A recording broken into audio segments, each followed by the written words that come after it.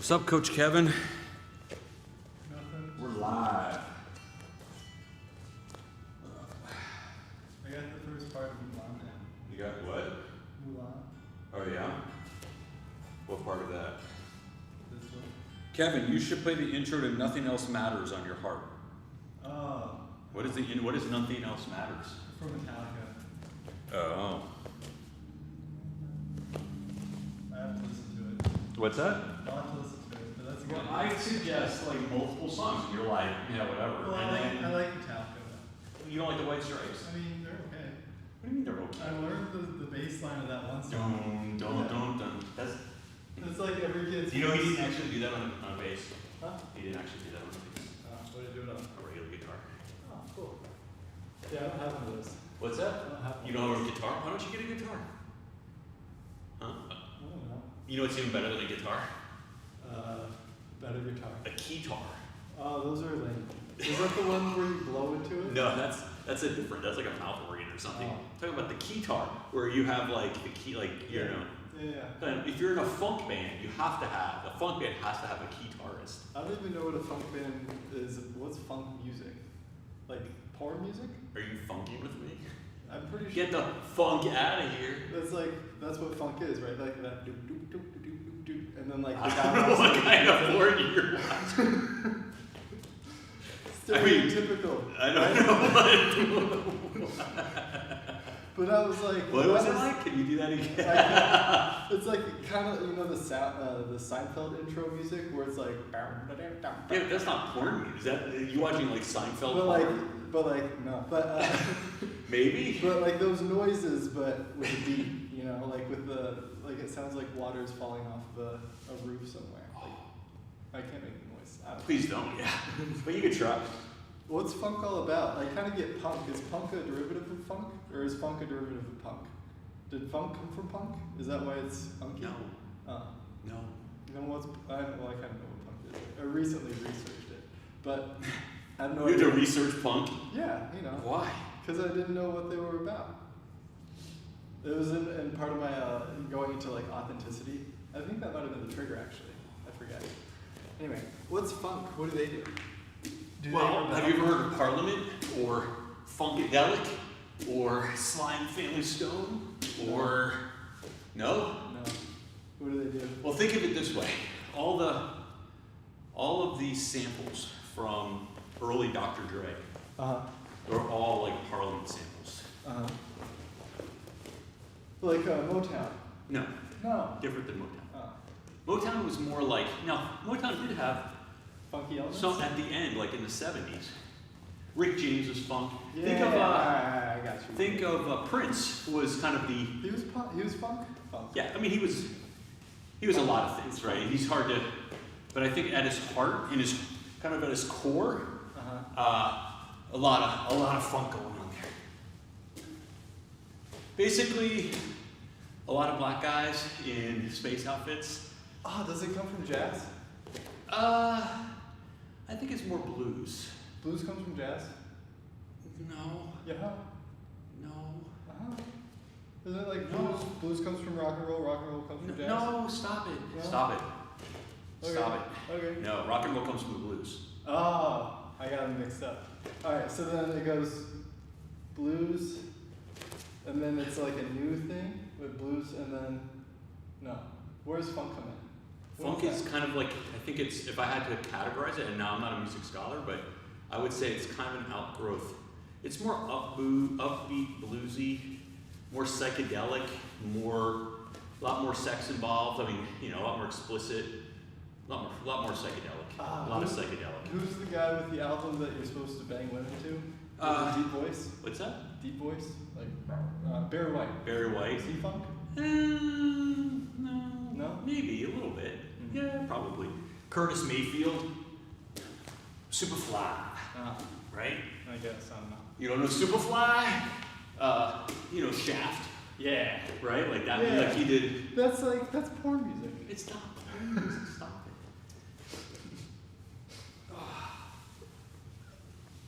So what's the overall goal of funk? Isn't it? It's is it party not to, music, really. What? It's party music. It's like, you know, What kind of party? like Is it like a sex- drug sex party? Yeah. Okay. Porn music.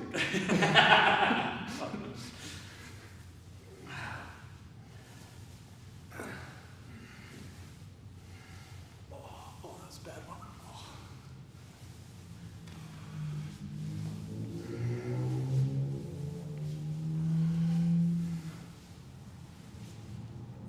I've been listening to psychedelic rock recently. Fungus Hill. I don't know what that is. Fungus Hill Stage, which is not new. It's good though. I couldn't describe it to you. I just wanted to let you know. It's good. They're kind of funky. What? They're funky, I think. What's funky? Like psychedelic rock-ish. Am I wrong? I don't know. I don't know what you're referring to. Because I've never heard that music. You've Or never that heard band. any psych rock? I don't know. Name something. Fungus Hill. No, and then what else? There's I know Cypress Hill. what's the one with all the deadheads? Grateful Dead. That's psychedelic rock, isn't it? Is it? I don't know. I think that's more, that's just rock and roll. I just assume it is based on the culture. Well, was the Grateful Dead part of like a drug culture thing?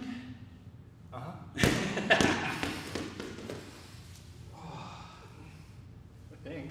Yeah, maybe. Could be wrong. I don't know. Seems like a stretch to me. Yeah.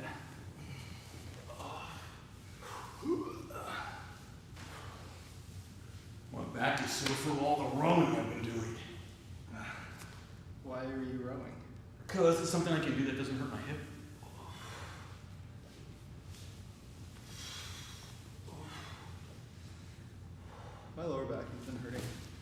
keep on getting squished. Like coming up on like an underhook, and then people are just like Dropping on you? yeah. Well, they're gonna sprawl on you, right? Because you're kind of coming up on a coming center. up on it. And I just need to like, I need to be more aligned and be more forceful, but I've been trying to be. Or you can kind of go out to the side. Good. Stop being such a meathead about it, right? Not a meathead, but my usual MO is like, if I'm gonna go like, if I'm gonna come up, I'm gonna like keep my spine like straight and just drive in. But then I've been just like being a little bit more relaxed and just. That's when you get smushed. Not, yeah, like as soon as the head goes down. That's when you get smushed, right? But I don't know.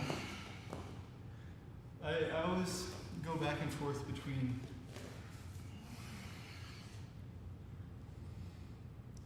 Like it's a weird line between like doing your best and you know rolling playfully, right? Where like I don't want to get too out there where like I'm too relaxed where like really important stuff is being neglected. But like I don't want to Don't neglect your really important stuff. Well, like the core, like I shouldn't be so relaxed that my core gets untangled or like Untangled. not Tangled untangled, up. but like you know to where it gets compressed or twisted or anything. Like I feel like that's a little too much. But I don't know. I'm trying to find that perfect point where like I can keep enough tension in my core to do stuff, but not so much where it's like impeding me, but not too little to where it's also impeding me. It's that little. Maybe you should like use your legs to sweep more. Like do some jujitsu. Legs? What do you mean legs? Why are you trying to wrestle? No. Well, because it can. Why don't you do some jujitsu? Well, a lot of what I do is I'll come up here, and then when they come in, I like to do that turn under into deep half. Yeah, I like that. Because like you get either if they don't push back, then you just keep going, right? Or and then if they do, you're able to slip under. Yes. But I've been having, I don't know, for some reason people have been reacting in a way that Just where they like. pushes me. Yeah.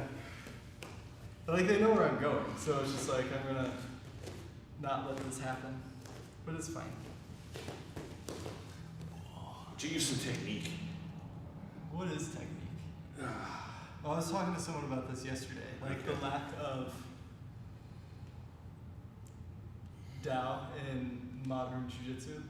Like, because judo comes from a very like Tao philosophy, right? Like it's in the word judo. The do is the Tao part. I'm not sure if do means the same thing as Tao. It does. And then Does it? Are you sure about that? fair. Way? Isn't it way? Is it more like method? Is it method? Is it way? Tao is more like Is way. what's waza? Waza is like is method, right? I don't know. Tao means way. Jitsu means technique.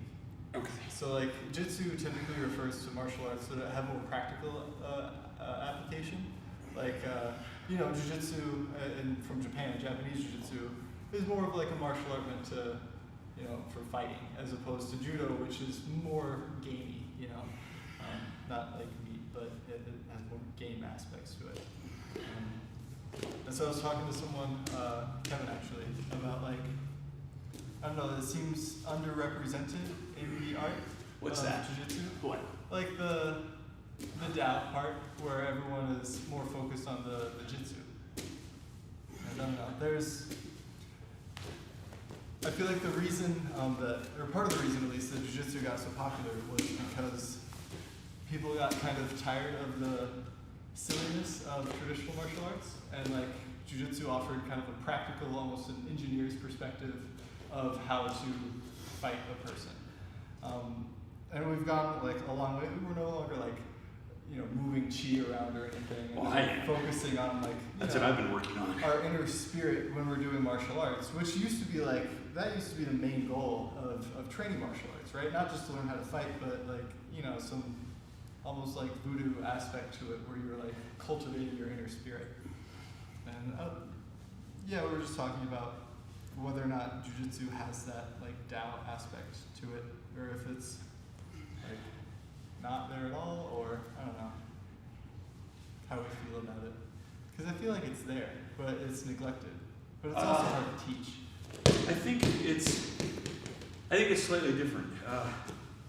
I think people always kind of liked, I mean, if you think of Tao as kind of the philosophy of it, the way of it, I I think people like having that idea of like living the martial arts ethos, right? That kind of warrior ethos. I think people were really attracted to that.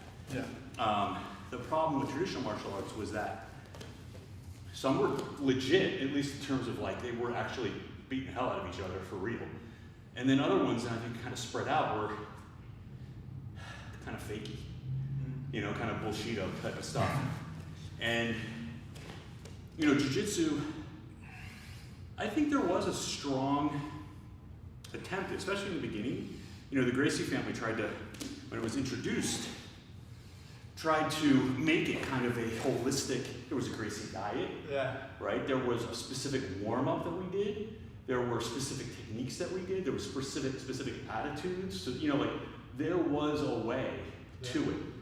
And, you know, people over the years have reacted negatively, some of them, to that kind of like oversaturation of like, and especially because they kind of crept into the our way is the only way, you know, kind of, what's the word I want to say? Philosophy, yeah, it was like they're trying to monopolize jiu-jitsu. And, you know, look, if they had won those matches against Sakuraba, maybe we would all still just be doing Gracie Jiu-Jitsu. You think so? I mean, they would be, I mean, I think that went a long way to not discredit them, but Mortalize. It made them mortal. You know, you saw somebody who was essentially a no one in this country. A pro wrestler. I mean, no, I'm not saying he was a no one. He was very good. Yeah. Obviously, he was excellent, you know, but he was no one in this country. He certainly was not a Gracie family member. He wasn't even somebody that they could claim, as they used to, that he only beat us because we trained him. Yeah. Like they used to do that, right? Yeah. So I think it is coming back, or maybe it never really went away, this idea of jiu-jitsu is a kind of a way to live your life beyond just whatever techniques you learn, or, you know, actual jiu-jitsu skill you may acquire, you know, in your studies. That'd be weird. What? I don't know. Treating jiu-jitsu like that. I think a lot of people do it. I think to some extent I do it, or I try to do it. I mean, the danger of that is if it becomes a religion or a cult or something, but I think you have a lot of people who kind of try to weave the things that they learn in jiu-jitsu into their everyday lives, or their professions, their relationships. You know, I think that's totally valid. I think it's something that is part of the attraction of martial arts in general. I do really enjoy like being able to think about jiu-jitsu and coming up with like a metaphor or an idea, and then having it apply to other things in my life. Like we were talking about reading I think Tao Te Ching, where the first time you read it, you don't really see anything significant or meaningful, but as you like live life and experience things, you can start to see correlations between the things on the page and what you've experienced. And I don't know, like jiu-jitsu for me has always been like that, where I can find a sort of meaning that is applicable to the rest of my life. Sure. I like that. I mean, the thing is that what you don't always have is that explicit, you know, you live by this. Some places they do, they have a code. Yeah. Like I've been to schools where there is a code that they're expected to live by. It's pretty generic, you know, honor and, you know, honesty and, you know, whatever. Don't rape. But some of them make it really explicit as a kind of like almost like a, you know, the Bushido code, the code of Bushido. Yeah. Other places I think, you know, they don't push it super hard, but there's definitely an underlying current of that way of thinking. So I don't think it ever goes away from any kind of martial, as long as you call it a martial art, you know, that art part of it, I think is that way, or that dough. I feel like I haven't seen anybody talk about it as much, because like Danaher's getting really famous and well known, and his contribution to the community has been like laying out this map, this like very clear instructional of like what jiu-jitsu more or less is. right? The main ideas of it at least, and everyone kind of like focuses on trying to conceptualize jiu-jitsu in this way, but you don't. I feel like there isn't a representative of the other aspect of jiu-jitsu, like the non-thinking aspect, non-analytical aspect, like the. I think there are people who, I mean, I think it's hard to, have a discussion about the like the non-structural, non-systematic, like the kind of like the way that Hickson used to talk about go with the flow. There's a lot of being flowy. There's a lot of talk about flow. There's no more Hicksons anymore. But, well, I don't know that there could be another Hickson. There should be. I mean, the circumstances of his existence and his just, like, status, I don't know that could be duplicated. Not just as like accolades, but the idea that flow is the goal. That's the idea of training jiu-jitsu is to be able to get into that that state of consciousness, and be in there for extended amounts of time, and The flow state. yeah. I think that's true for all professional athletes. Like almost every professional athlete can tell you one or more stories about how they entered into the zone, right? And they basically, time slows down, everything seems easy.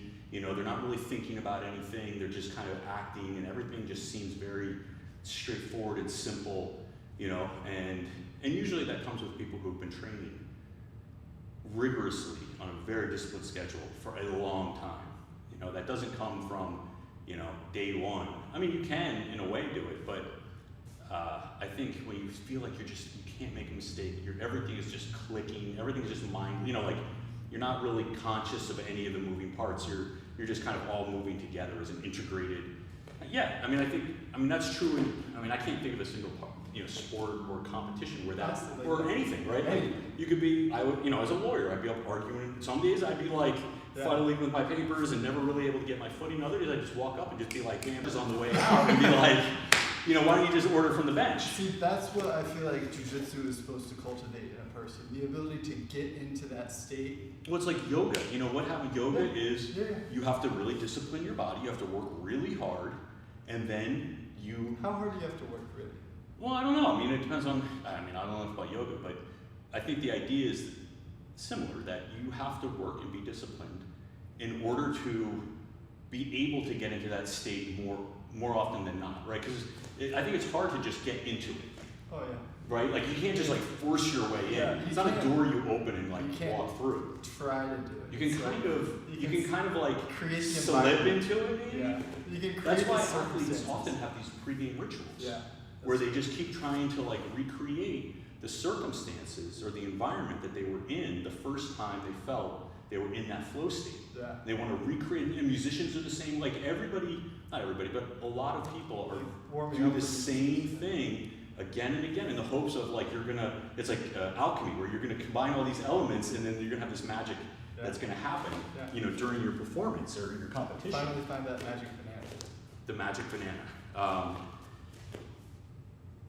I think it's one, there's a lot of sports psychology that talks about that. Yeah. And, a lot of people, the opposite of that is in baseball, they call them the yips. The yips? The yips. The yips.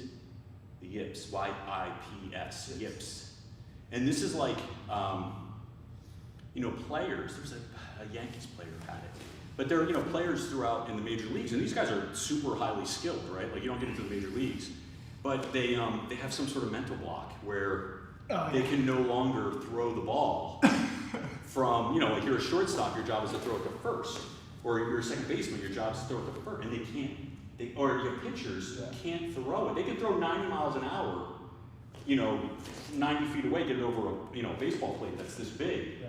And they can locate it perfectly. But if you ask them to throw it over to first base, they're wild. They throw it over the guy's head, they throw it into the dirt, they throw it, because they have this mental block. Oh. Because they're in the zone on the other target, or because they can't get in? No, it's just sometimes people have anxiety. Oh yeah. It's not even necessarily anxiety. It could just be like this mental thing where you choke in that moment. It's the choking syndrome, right? You let Jordan get into your head. Yeah, well, that's kind of it's an easy thing to do. Yeah. So there's a lot of sports psychology that is around this research about how do athletes, facilitate that state. But you don't have to be an athlete to get No, into that flow or state. anything. It could be, there are professional coaches who help you do it. We used to do a thing when I was arguing, when I was at the even before the Attorney General's office, but where before an argument we would, have a moot court and we would practice. Yeah. And you kind of hopefully get through, work through your nervousness doing that. It never was 100%, but it helped.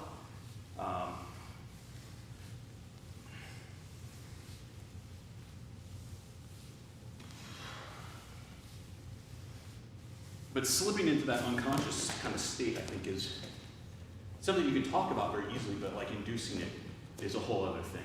I think a lot of people, when they talk about these psychedelics, like the mushrooms, that's the same kind of, and when, 10th Planet, they're talking about like smoking, they're searching for the same thing. They're trying to do like an artificially induced version of the flow state. But the only thing I would say with that is that I suspect, again, I'm not an expert at this, and I think the results will bear me out. While they do have excellent athletes who are operating at a pretty high level, it's not like the drug use has propelled them to the tippy top pinnacle of the sport. I mean, perhaps. But I was going to say, the problem with marijuana or whatever you're using is that if it impairs you, like the flow state, you are not impaired. Like a natural flow state, in my mind, is you are operating with all of your faculties. Yeah. And there is no kind of like loss of anything in that state, right? Like you are operating as perfectly as you possibly can in that state. Whereas, I'm not an expert on marijuana usage during sports, which I'm sure can have some benefits. I think you are inhibited when you smoke pot, by definition, right? So, I don't know, you would know better than I. Yeah, I don't know. I couldn't tell you whether or not. I mean, there are, like I said, there can be benefits to it, right? I'm not saying that like, it's a negative.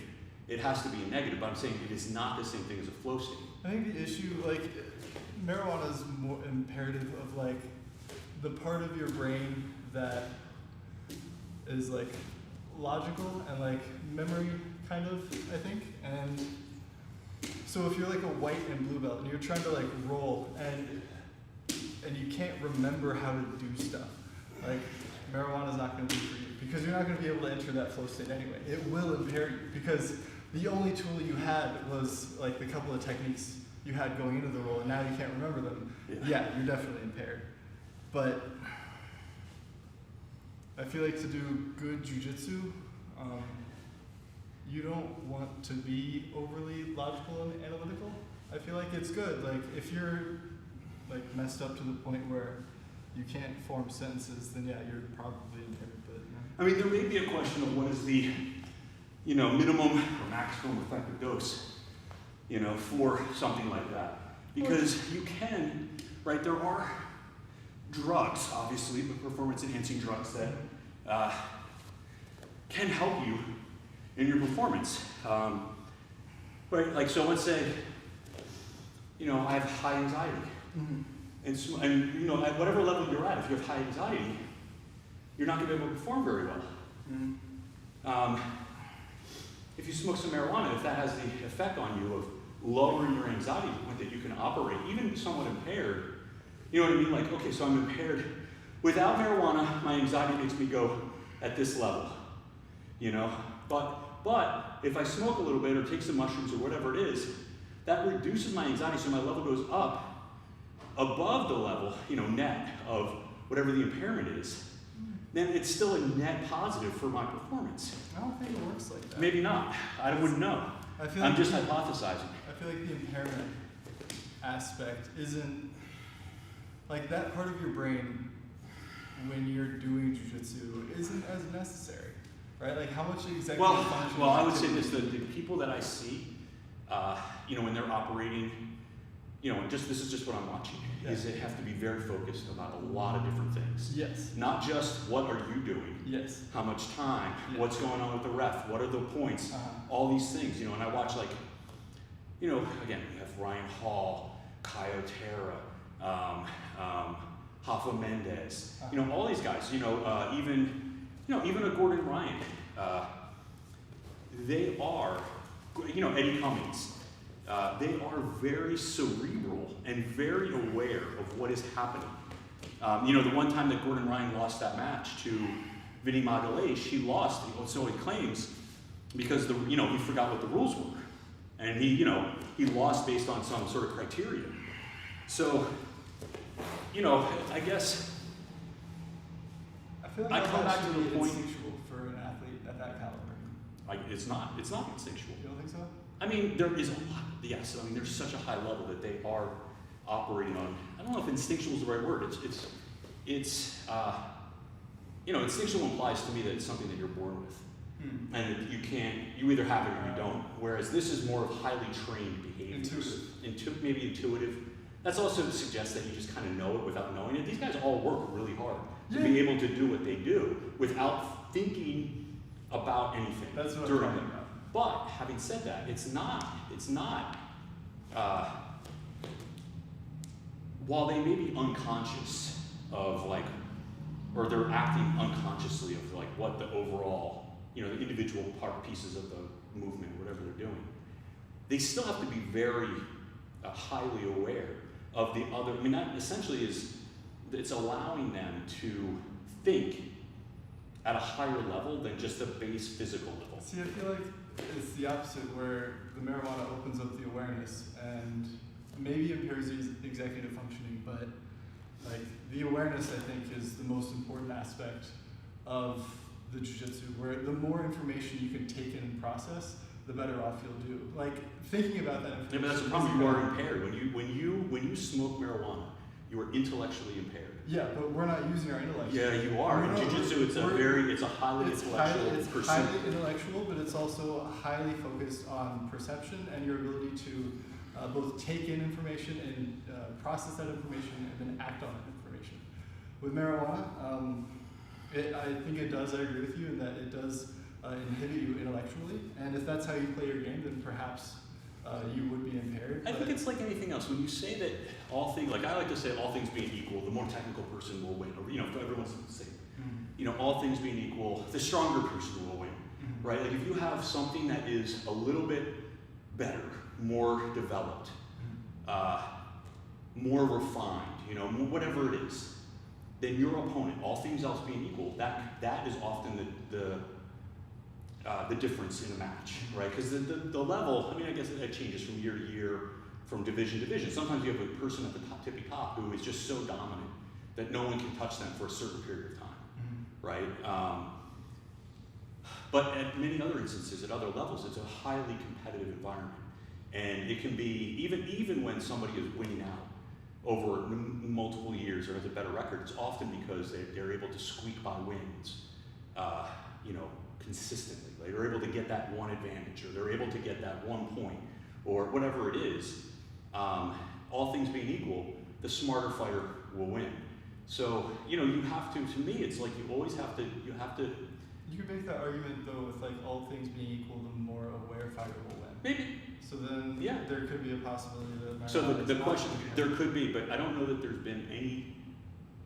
been no science that I'm aware of, and maybe you can educate me, that suggests that usage of marijuana during, any kind of athletic contest, it produces. Now, I guess the comeback to that is we don't really have controlled trials because it's an illegal substance. I've seen studies that show that marijuana doesn't impair driving, actually. That would be the closest thing. I haven't read anything about sporting. Is it race car driving, or is it just I'm driving down the street? I don't know.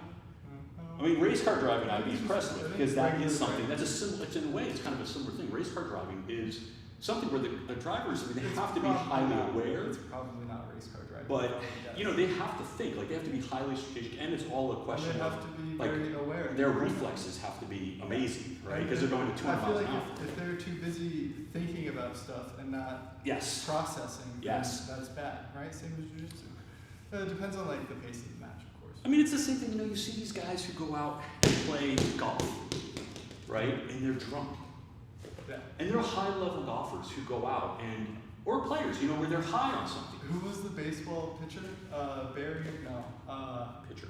The baseball pitcher who threw a no-hitter on LSD. God, what's his name? I don't know. He was famous. Well, there's only 8 guys who've ever pitched a no-hitter, so. Or perfect. Do you know them? Is it the same thing? No, off the top of my head, I'm not that big of a baseball player. It's like Barry something, I think. I don't know. Maybe I'm stuck on Barry White.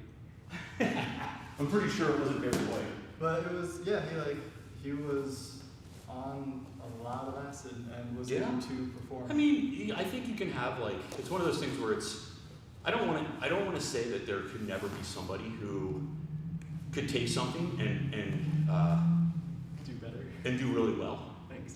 Right? I mean, win. Be a champion for sure. There are lots of stories about people who do terribly self-destructive things and still, succeed at a high level, at least for a certain amount of time.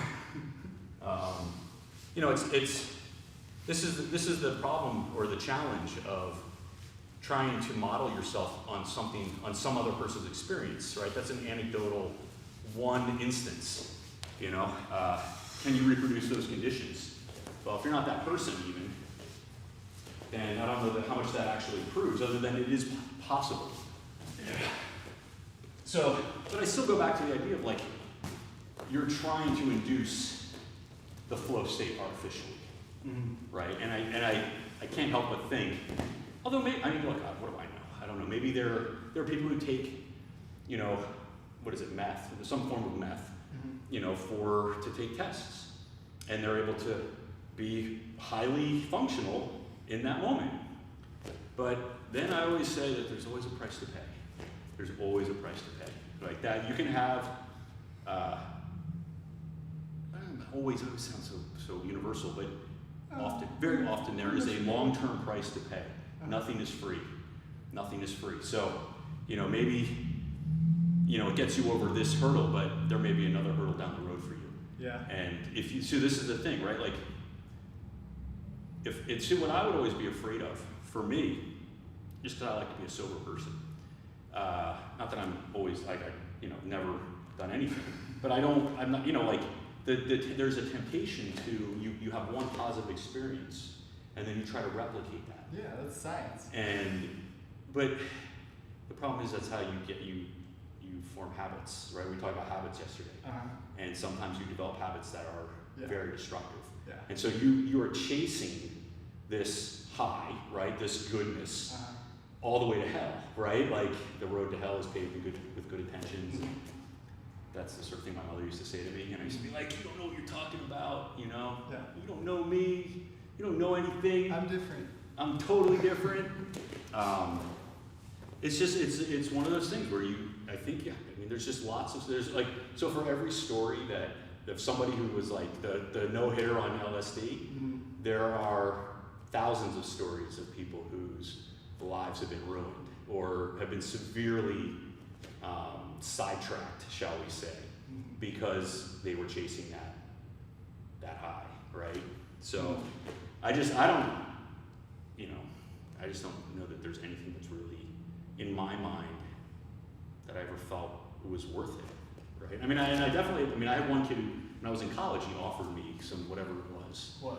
Some sort of stimulant, Oh, to study. he had like a big jar. This was when it was still legal, but he had this big, like a candy jar. Like, remember those gumball jars? Yeah. He had like one of these gumball jars just filled up. I was like, what's that? He's like, just take it. I was like, no. But he's like, what, you don't take any of this stuff? And I was like, no. And he's like, you should, I take it. And he was all twitchy and shit, so I was like, yo, no, I'm good. I don't know if I should tell this, but... Some guy you knew once, he told you this story? Some guy I know once, back when he took his exams. His name was Gary? In the 30s, they would take a bunch of stimulants. And I guess he studied all night, crammed for it, went in to take his test, and he took it, and he left feeling all great, but then either he failed it or he had to retake it because the professor couldn't read his handwriting because it was too tweaked out to to write things legibly. At least you thought you had a great test, right? At least you're like, I killed that test. Yeah. So, you know, it's like, You know, those are the people I came out of. and I'd also say, like, I remember, you know, I won't say who, but I know people in my family, so just so I don't, it's not like I'm talking about somebody here, who, you know, they have severe anxiety, and they can't function during these, like, critical moments, like a big test, or a big interview, or whatever, and, you know, they need some medication to help them get through that moment. And, you know, I don't want to suggest that that's somehow, you know, wrong or improper, you know, under the close supervision of a doctor. Oh. You know, there are a lot of people who battle anxiety in the world, you know, I'm not trying to judge them. What I'm saying is, like, if you just have to be careful, you know, of what you're taking to induce your flow state. I mean, in the grand scheme of things, smoking a lot of marijuana is not the end of the world, right? Like, I guess everyone's different. Some people can be totally self-destructive no matter what they're taking, but, you know, marijuana to me is Could be worse. not the biggest deal. It's legal, right? So, I mean, certainly we have people do it with alcohol, they do it with cigarettes, they do it with a lot of other substances, food, and things that are not substances. Yeah. You know, so you just have to be careful what you're. Yeah, I definitely wouldn't advise it, but I would say it's nice to be familiar with the state, you know, and just like understand what it is, and then, you know, you don't have to get wrecked to visit there again. You can take the time and effort. I don't know, to do it naturally. Have you heard, I've definitely been in, like, the zone, right? I know what that feels like. Mm-hmm. I've been drunk, right? I've heard about what it's like to be high. And it doesn't sound like it's the same thing. Different. So, yeah, I would hate to have somebody think like, oh, I'm gonna smoke some, whatever, and think like, oh, this is what it's like.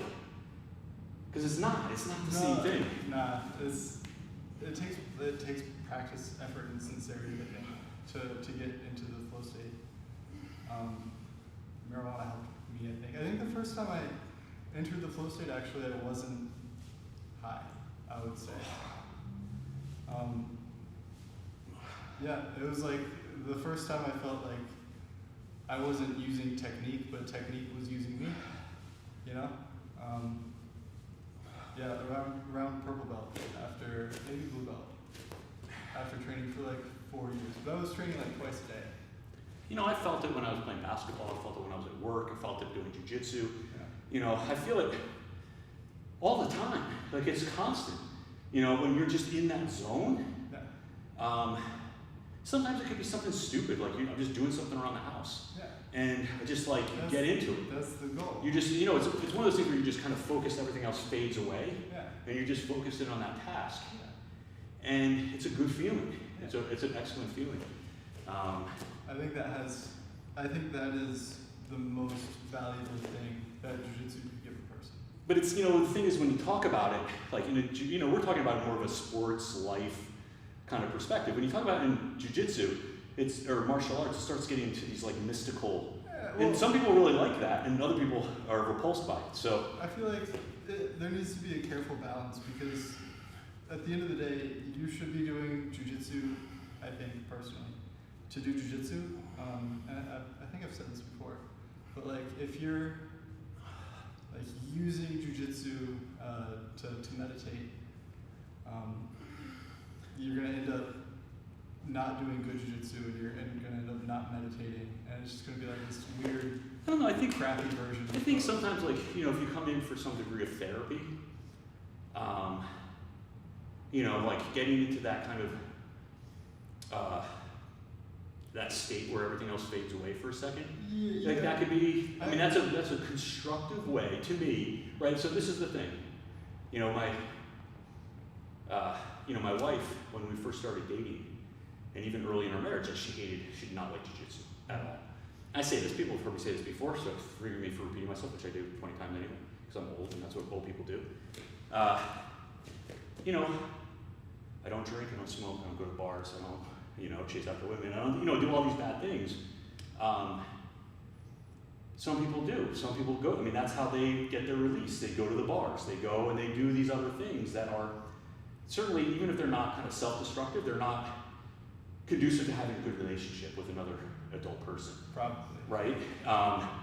So, I think, look, if somebody needs to let off some steam or, get some stress release or whatever, and they come in here and this is the function of this, or even just have a conversation or, talk to somebody even for a second, whatever, have some kid. Like, this is an incredible, I think that's one of the benefits of jiu-jitsu is that it is, even though it's very individual, it is a very communal, it's a community. I do agree.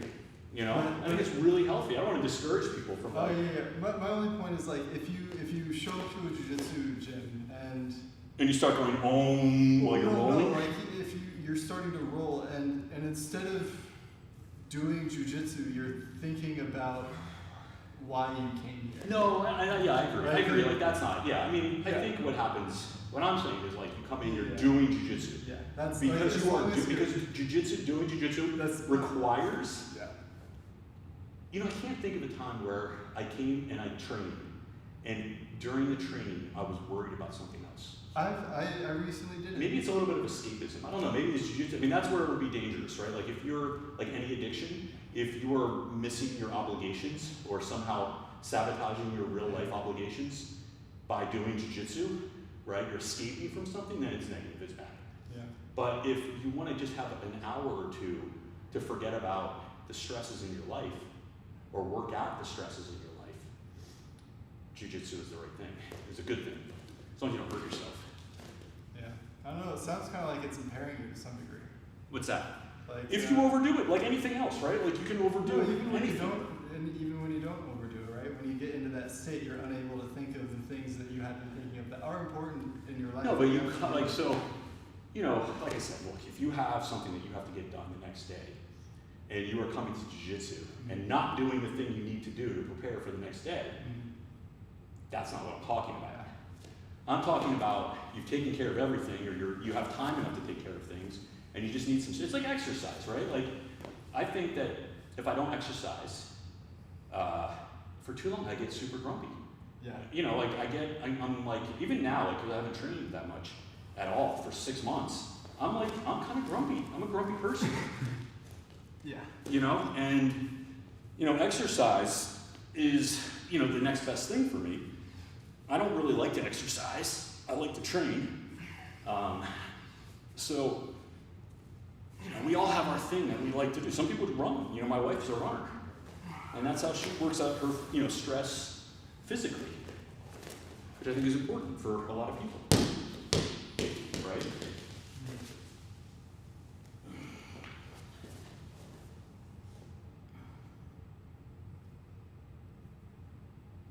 Just say no, kids.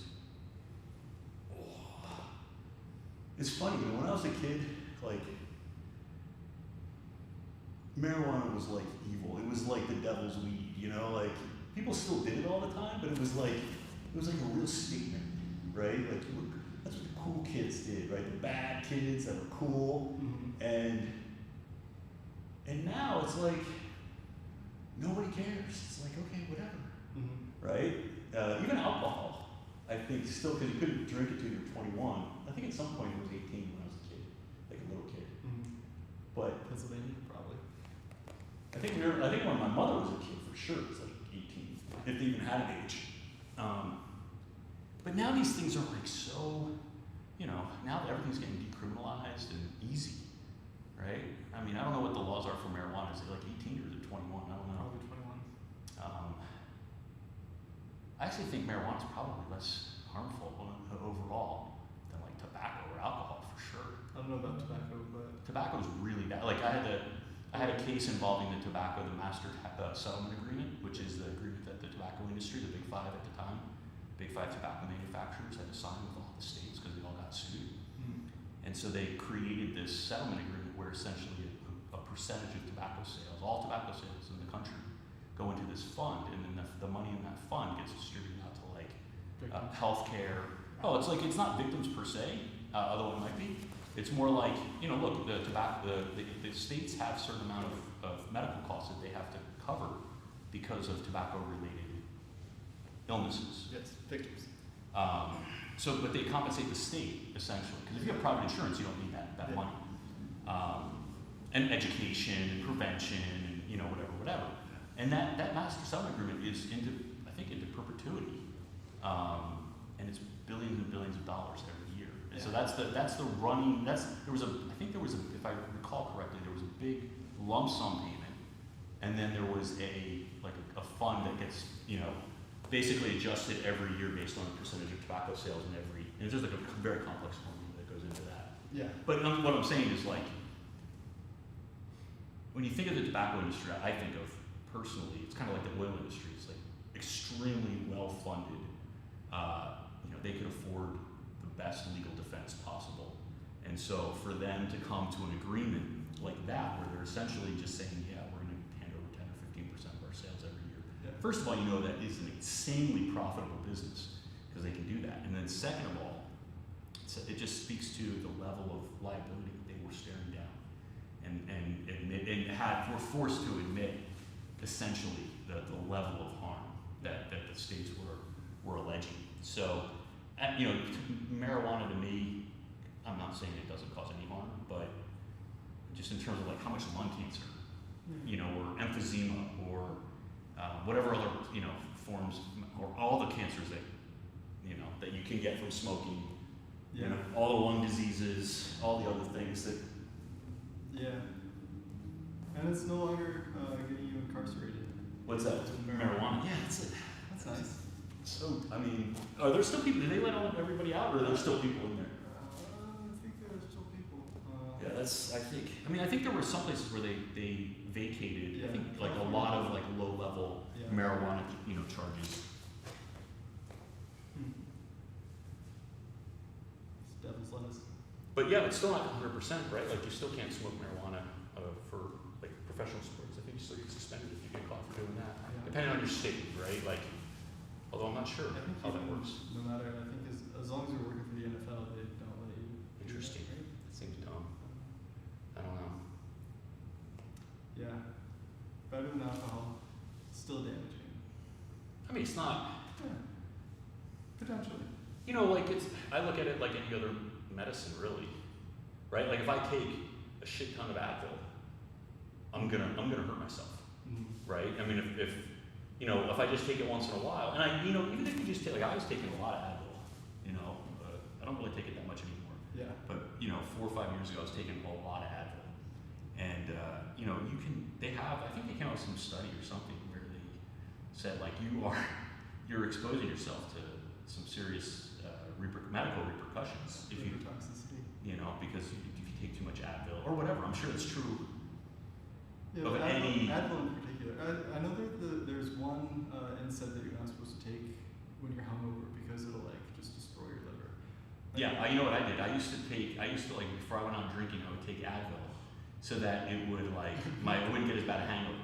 Yeah. Yeah, it totally works. Yeah. I don't talk to me another couple of years about how my liver's doing. I don't know. I might not. The beautiful thing about a liver is that it regrows, Kevin. Yeah. It's very that's been my resilient. It's been my saving light for the past couple of years. Just waiting for old Liv to come back. One day.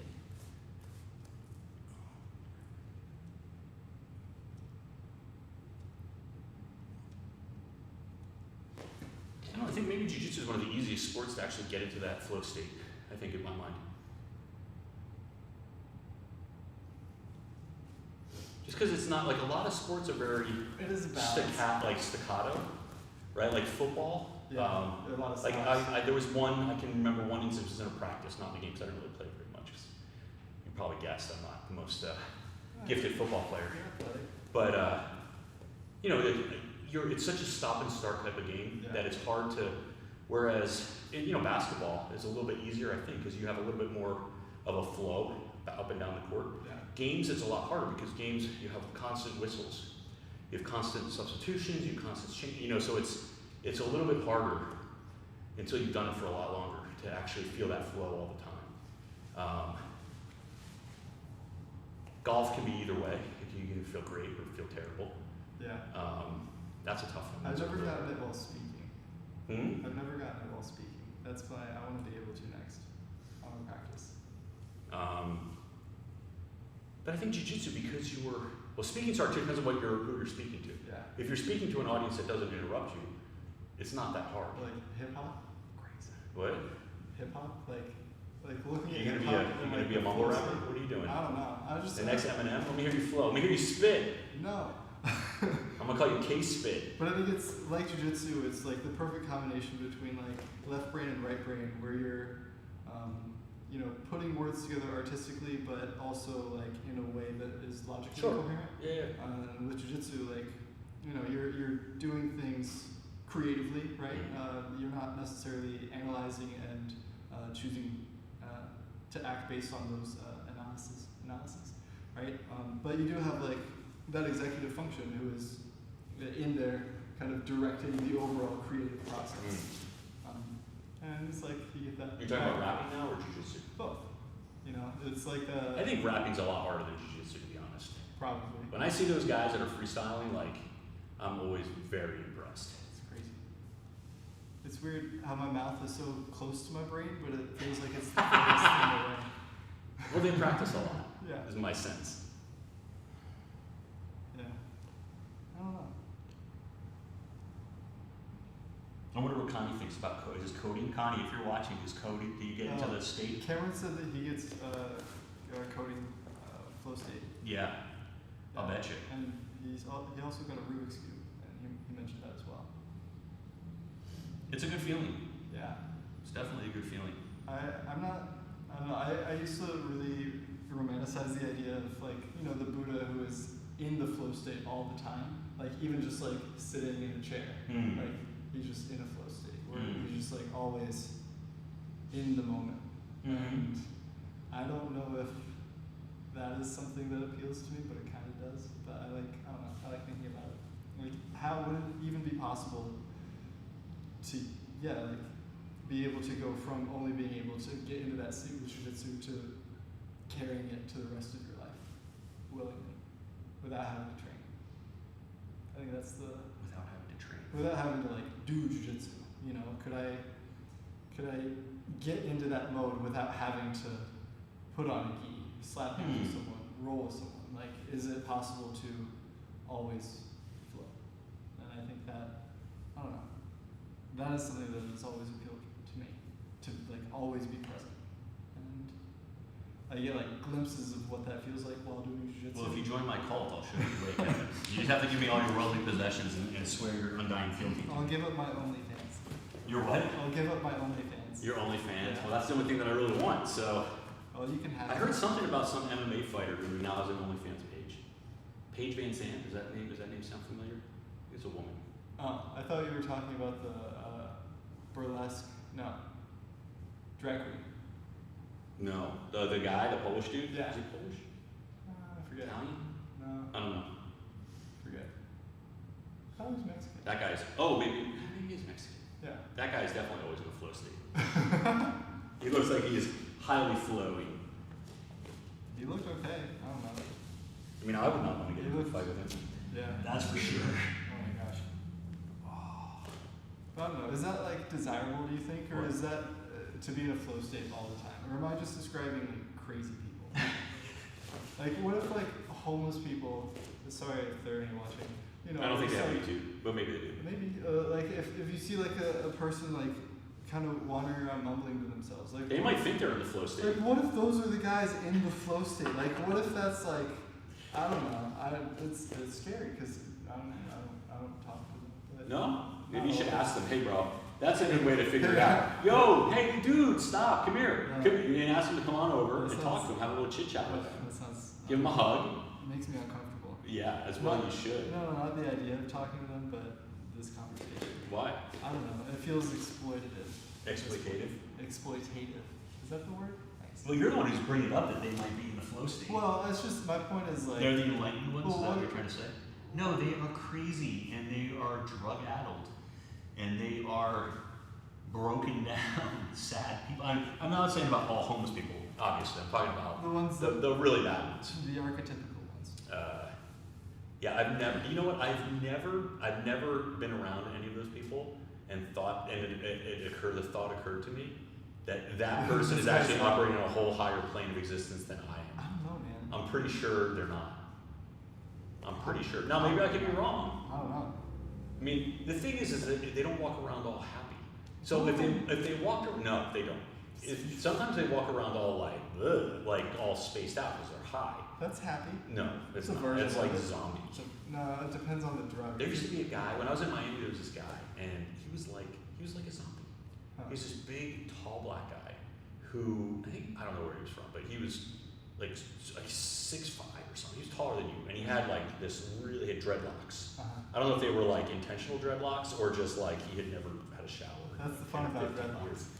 And this guy would just kind of stand around and like just have this blank stare on his face all the time. Yeah. And I never see him leave. I never see him move. He'd always be like totally stationary. And of course, I'm not going to stay there for an hour and watch to see what he does. But then he'd come back and he'd be gone, and then be somewhere else totally stationary. Yeah.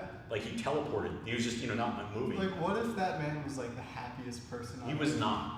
How- He was not. He looked awful. You said that he was expressionless. No, he was kind of drooling. Yeah, expressionless as in like bleh, you know, like. I drool when I'm sleeping. Let's see. He looked like if you thought like if you ever put a picture in your mind of a non-decomposing zombie, like a fresh zombie, Yeah. but not an angry zombie, not like a Yeah. I'm gonna kill you zombie, just like zombie. Purposeless. This is what this guy reminded me of, and he was like, I was just like, wow, like what have you taken to get to this point? You know, I was not attracted to that lifestyle, right? I was not like, hey, I gotta give that a go. That guy looks like he's got it all together. Yeah. Yeah. Yeah, no. Spooky glimpses. I don't think that's if I expect like the people that I think that you would be more likely are the people who are always in a good mood. Like that to me suggests that you are operating on a higher level because you're like happy. What's the point of being on the other plane if you're not happy What if the other planes or suck? content? Well, I'm sure there are other planes that are miserable, like the guy, the zombie dude is on. Yeah. That plane I don't is know. awful. Yeah. The happy people are the ones you want to be around. I don't necessarily believe in Shiny, happiness. happy people. Happiness is, I don't know. They're kind of annoying, those Do you people, know right? any happy people? I'm a happy person. Kind of. You're a cynical person. I'm relatively happy. You have moments of happiness. I can I've be seen happy. you I can be happy. I'm grumpy. I would I'm just- grumpy. You know what? I have a bad hip. So I'm Earlier grumpy. today, you were like, I'm grumpy. Yeah, because I'm trained and I have a bad hip. It sucks. Yeah, I'm getting old. I'm miserable because I'm old. When you're old, you ever wonder why people are grumpy when they're old? I'm not. I can tell you in detail why people get grumpy when they're old. Because it hurts. Because it sucks. It sucks to be old. Now, some people might, and I tried to get testosterone from my doctor and he laughed at me. I was like, can you just give me, he's like, and I'm like, well, tell me your symptoms. And I'm like, my hip hurts and I don't, I can't exercise as much as I used to. I get tired. And they're like, he's like, well, you're getting old. I'm like, well, no shit, I'm getting old. I want to make it so I don't feel old. Yeah. Give me the drugs, dude. He wouldn't have it. He just laughed at me. Have you tried marijuana? No. Might help. Hmm? Might help. I have a visceral, because my stepfather was a heavy smoker. Sorry. So I have a visceral dislike of smoking. Are you worried about losing your intellectual edge? Such as it is. I don't think so. I think I'd be okay. I just don't think that I think it's gross. I think it's physically gross. I don't like putting things in my lungs. You can. Kind of like, what? Proof it now. What's that? What? What were those e-cigarettes? Yeah. Those things? Uh-huh. Didn't they just have the whole big scare where people were like, Oh, that's before a pandemic, they had people with like vitamin lung E failure. oil being, or it was like that Yeah, vitamin E. I'm not doing that if it's coming from China or wherever. Yeah, just don't get black market. You don't know where you're getting Yeah, you stuff do. from. You just go. You know, down I to the was just store. I was just reading about this. This is the thing. What do you mean? There's a store down. E-cigarettes are fine. We're in fine. California. But here's the thing. No. This is the danger. I just read an article that they did this testing of baby food in this country, With maybe metals. here. Lots of metals in it. Yes, like all this terrible stuff. Yeah. That is like baby food. That is like if I were working in a baby food factory and I was in charge of the baby, I would make sure, I would try to do my best to make sure I wasn't poisoning babies. Yeah, but That's baby food. Now, what do you think about the e-cigarette guy? You think he's up there thinking like, hey, I got some really health conscious people I need to really take care of? No, he's like, I just need to sell these goddamn whatever. What do they call pens? Epis or not Epis? Not EpiPen. That's EpiPen. It's different. Yeah, what do they it's call? just a pen. There's a pen. Is it It's just an e-cig. an e-cig? Or a vape thing. A vape. That's what I was thinking of. Yeah. So he's just like, I need to move these vapes. I don't care about these idiots. Remember They're when not babies. we were having a conversation about like how lawyers contribute to society? Yes, And- very important. And then They probably contribute more than anyone to society. then like we look at this baby food company and Yes. like the reason that they didn't recall it was simply because that by not recalling it they would make more money than by recalling it, right? Like I don't know why they did what they did. I don't know if they really knew, because some of the time it's, you know what it is? It's testing. And so my sense is that because they weren't required to test, they didn't test. Yeah. That's a government thing. I guess. Yeah, the government said you don't have to test for it. Yeah. And they said, okay. But like if they thought that enough people would sue them, then they would They're have about to get sued into like oblivion. Yeah, I guess. I mean, well, it's an interesting question because if they're not actually required, so it comes down to knowledge, right? Like if you knew or should have known that there was like poison in your product. Yeah. But if you had no reason to know and no obligation to test, I'm sure they ran the numbers. I don't know. I don't know if that's true. Like here's the thing, right? Like I'm not gonna say that there's not somebody who's like super cynical out there being like, I don't care how many babies, get lead poisoning, if I get an extra $10 a share on my stock options, I'm good. Right? I'm not saying that there isn't somebody like that out there. Ooh, do you remember the HIV infected baby formula they sent to Africa? It was infected with HIV. Something like that, yeah. It I was, remember there was one about China doing like the formula that actually didn't have any nutrients in it, and babies were dying because they weren't actually I getting remember calories. that too. It was like sawdust or something. Look, I don't agree with a lot of things that China does, but like executing those guys that are responsible for that stuff, I am totally on board for it. If you do something that results in the death of babies, yeah, I think you should probably catch a bullet. Yeah. I mean, that's just me. Yeah. I have a very developed sense of vengeance. But again, it's like, I don't know, feels like. I don't know. I mean, I wouldn't be shocked if someone was like, I could make an extra couple pennies a jar if I just don't, It's not just tell like, anybody about this cadmium. No, it's not like they're evilly like plotting it. It's like, oh, like we fucked up. Yeah. How do we deal with this? What are the potential consequences? Oh, if we say nothing, we got like a 10% chance that someone's going to find out, and we're going to get this much money. I'll tell you what, the lawyers Oh. generally are like, you need to like fix it, right? You need to own up. That's what generally the lawyers are about. The business people are the ones who are like, no one will ever figure it out. We'll be long gone. We'll be retired by then. Yeah. Who's gonna know? And then sometimes you don't really know, right? Like I don't know. There's a whole thing with baby powder and talcum powder with J&J where there was like asbestos in the talcum because it's part of the mining and processing of talcum powder or baby powder. I don't know if there's a difference. Yeah. And then they just got raked over the coals for billions of dollars in that. And I don't know that they ever tried to hide it per se. I just don't know that they thought it would ever be an issue. Yeah. Because there was never like. Talcum powder. Again, I did not represent J&J in any of that stuff. I don't know anything about it, but it's hard. I should read more about the case before I say anything about it because I don't really know. Yeah, because talcum powder, the use thereof is old, right? Like I think it's been around forever. But the problem is connecting. So there are things that people say, things that happen to people who use whatever products. Yeah. And it's hard to isolate. Like, okay, you're saying that this drug or this product caused you to have whatever symptoms. Well, what are the other 25 things you're putting on your skin? Or what are and like trying to isolate it's our product versus it's these other products that maybe you've used together, maybe you've used them, too much, not as directed, whatever it is. Maybe you're just you have a particular sensitivity. Maybe it goes misdiagnosed or undiagnosed or whatever it is. And I think it's hard to sometimes put those things together, especially when you think like, oh, it's talcum powder right it's totally like innocuous. Like a lot of, maybe it's actually a bigger problem and most people didn't even think about it because it's tacos, it's baby powder. Yeah. Like how bad could it be for you? It's kind of like sun chips. You know, you should be able to eat as many sun chips as you want because they're from the sun, it's from nature. Yeah, they're basically plants. You know, if you name anything baby or like sun, Baby oil? I mean, it's gotta be, you should be able to drink baby oil. It's good for babies, right? Like why would you make an oil that is good for babies? But you know, babies eat everything. So of course you should be able to eat baby oil. Oh, it's for babies? What, baby oil? Yeah.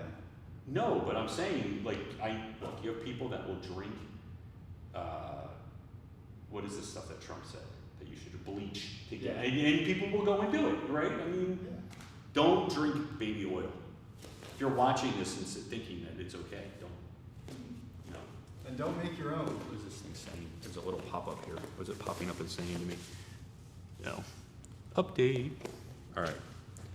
Let's see if we have any questions that we can answer now that we've ranted. Oh, Waza is technique. I was right. Jitsu is also technique. Connie's here. Hi, Connie. Oh, nope, Cameron left. Is Connie still here? Connie, are you still here? Flow state encoding. Is it like the Matrix where like you see the lines coming down? Blonde, brunette. Is the Matrix still a thing? Is that still popular? Yeah, everyone's in it. What do you mean everyone's in it? We're in the Matrix right now. I'm just I wish we were in the Matrix. We kind of are. We are? Uh-huh. What makes you say that? Your brain is a construction of, or not a construction, but it False. constructs your reality. False. And then it Yeah, but that's not the changes. Matrix. The Matrix is constructing reality for The me. Matrix is a computer, your brain's kind of like a computer. All right, They I think both everyone's gone. No one's Make responding. representations of stuff. They can both be hacked. Mine doesn't turn off. Your brain doesn't turn off ever? My favorite part of the Matrix